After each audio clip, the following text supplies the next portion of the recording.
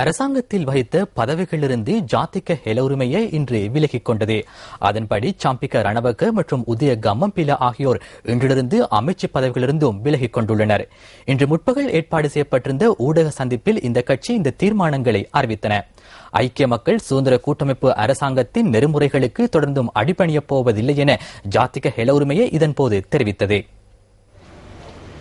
ஜாதிக ஹெல உரிமைய கட்சியின் மத்திய செயற்குழு கூட்டம் நேற்றிரவு கூடி எடுத்த தீர்மானங்களை அறிவிப்பதற்காக கொழும்பு தேசிய நூலக கேட்போர் கூடத்தில் ஊடக சந்திப்பொன்றை ஏற்பாடு செய்திருந்தது. அந்த கட்சியின் தலைவர் ஓமால் பே சோபித்த தேரர், தவிசாளர் அத்துரலி ரத்தன தேரர், பொதுச் செயலாளர் பாட்டலி சாம்பிக்க ரணவக்க உள்ளிட்ட பல முக்கிய தலைவர்கள் இந்த ஊடக சந்திப்பில் கலந்து கொண்டிருந்தனர். வைத்தியசாலையில் சிகிச்சை பெற்று வந்த நிலையில் ஜாதிக ஹெல உரிமைய கட்சியின் பிரதி பொதுச் செயலாளர் உதய கம்மன் பிலவும் இந்த ஊடக சந்திப்பில் கலந்து கொண்டிருந்தார்.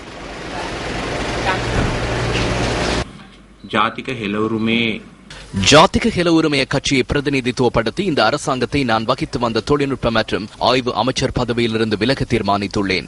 அத்துடன் மேல் மாகாண சபையில் விவசாயம், கலாசார மற்றும் சுற்றாடல் அமைச்சு பதவிகளை வகித்து வந்த உதய கம்மன் பிலவும் அந்த அமைச்சு பதவியிலிருந்து விலக தீர்மானித்துள்ளார். இதுகுறித்து எமது கட்சி மத்திய செயற்குழுவும் பாராளுமன்ற குழுவும் நேற்று கூடி ஏகமனதாக தீர்மானித்துள்ளது.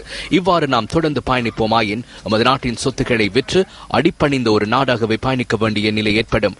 இல்லாவிடின் வங்குரோத் அடைந்த ஒரு நாடாக எமது நாடு மாறும். தற்பொழுதிலிருந்து நாம் ஐக்கிய மக்கள் சுதந்திர கூட்டமைப்பின் நெறிமுறைகளுக்கு அடிப்பணிவதில்லை. ஜாதிக ஹெல உரிமைய கட்சியின் கொள்கைகளுக்கு ஏற்ப எமது எதிர்கால செயற்பாடுகளை முன்னெடுக்க உள்ளோம். அதேபோன்று நாம் முன்வைத்துள்ள யோசனைகள் தொடர்பில் ஸ்ரீலங்கா சுதந்திர கட்சியாக இருக்கலாம், வேறு எந்த அரசியல் கட்சிகளாக இருக்கலாம், எம்முடன் அது குறித்து கலந்துரையாட முடியும். அதற்கு நாம் தயாராக உள்ளோம். அதே போன்று எதிர்காலத்தில் நாம் பதவிகளை அடிப்படையாக வைத்து அல்ல, கொள்கைகளின் அடிப்படையிலேயே நாம் செயற்படுவோம் என்பதை கூற விரும்புகிறோம். அதே போன்று இந்த நாட்டிற்கு பொருந்தக்கூடிய, நாட்டின் எதிர்கால சவால்களை வெற்றி கொள்ளக்கூடிய ஒரு பொதுவான திட்டம் இருக்குமாக இருந்தால் அந்த திட்டத்துடன் கொள்கை அடிப்படையில் செயற்படுவதற்கு தயாராக உள்ளோம் என்பதனையும் கூற விரும்புகிறேன். நாம் இன்றிலிருந்து மனிதாபிமான ஒரு செயற்பாட்டையை ஆரம்பித்துள்ளோம். இன்று ஒரு சிறிய குழு அதிகாரத்தை பிடித்துக் கொண்டு அந்த சிறிய குழு நிர்வாகம் நடத்துகிறது. அதிலிருந்து முழு நாட்டையும் மீட்டெடுப்பதற்கான மனிதாபிமான நடவடிக்கையை நாம் ஆரம்பித்துள்ளோம். எனவே அந்த நடவடிக்கையுடன் இணைந்து கொள்ளுமாறு பணைய கைதிகளாக்கப்பட்டுள்ள அனைத்து குழுக்களிடமும் கோரிக்கை விடுக்கின்றேன்.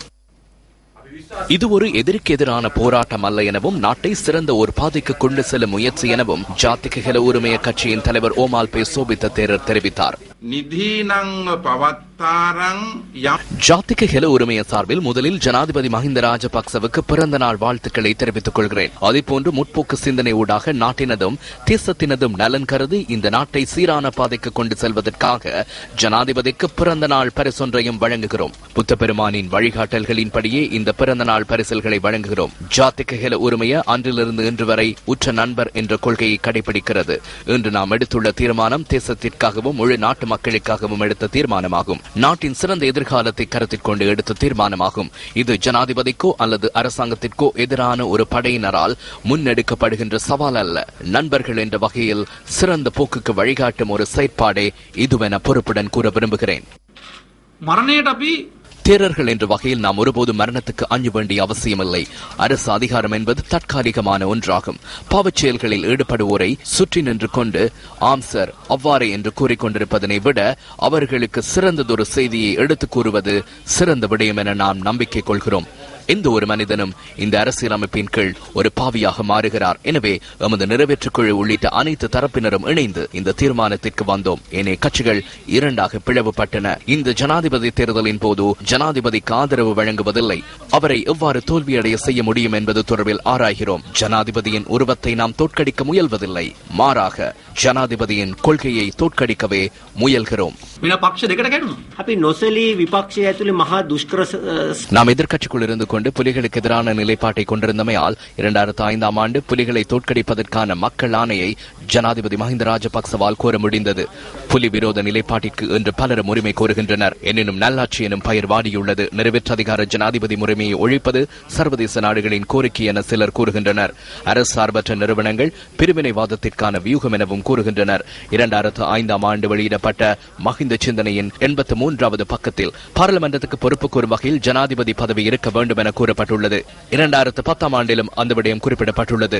நிபந்தனைகளை மாற்றாமல் ஒரே பரிசோதனையை ஒவ்வொரு பெறுபேறுகளை எதிர்பார்த்து செய்பவர்கள் தொடர்பில் விஞ்ஞானி ஆல்பர்ட் ஐன்ஸ்டைன் கூறியுள்ளார்.